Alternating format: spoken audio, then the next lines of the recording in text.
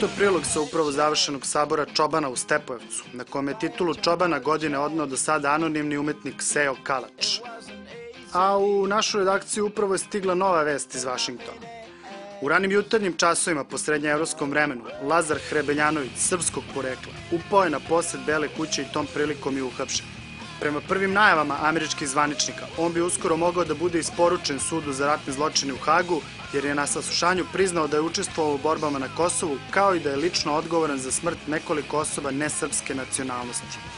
U međuvremenu, glavna tužiteljka Haškog tribunala, Carla Del Ponte, najavila je podizanje novih optužnica protiv njega i njegovih saradnika, među kojima su izvesni Miloš Obilić, Kosančić Ivan, Toplica Milan i još nekoliko za sada neimenovanih osoba, dok je izvesni Vuk Branković najavljen kao mogući svedok saradnik.